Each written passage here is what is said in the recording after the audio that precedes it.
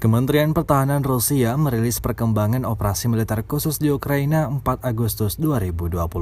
Juru bicara militer Rusia Letnan Jenderal Igor Konashenkov merilis sebagai hasil ofensi aktif oleh pasukan Rusia dan milisi rakyat Donetsk dan Luhansk di dekat Soledar, Artemovsk, dan Avdiivka di Republik Rakyat Donetsk.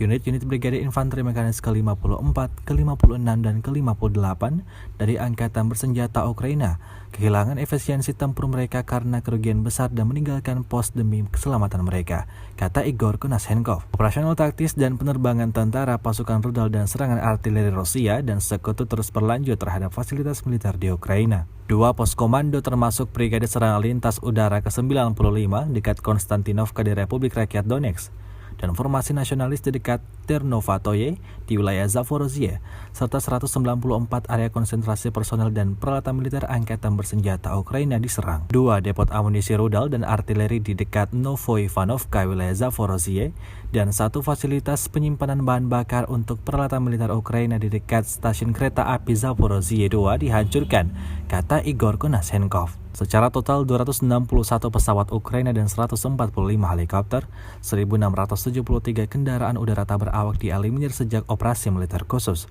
Juga 361 sistem rudal anti pesawat, 4.244 tank dan kendaraan tempur lapis baja lainnya, 786 sistem peluncuran roket ganda, 3.251 artileri dan mortir lapangan, serta 4.696 unit khusus kendaraan militer dihancurkan selama operasi, kata Letjen Igor Konashenkov dikutip Tribun Timur.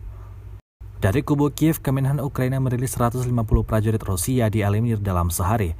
Total 41.530 tentara Federasi Rusia tewas sejak awal konflik hingga hari ke-162. Menteri Pertahanan Ukraina Oleksiy Reznikov mengunggah bantuan peluncur roket dari Jerman dan Inggris untuk menyerang balik pertahanan Rusia.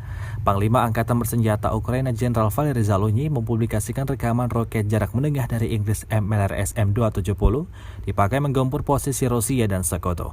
Konflik Rusia-Ukraina memasuki hari ke-162 namun belum ada tanda-tanda berakhir.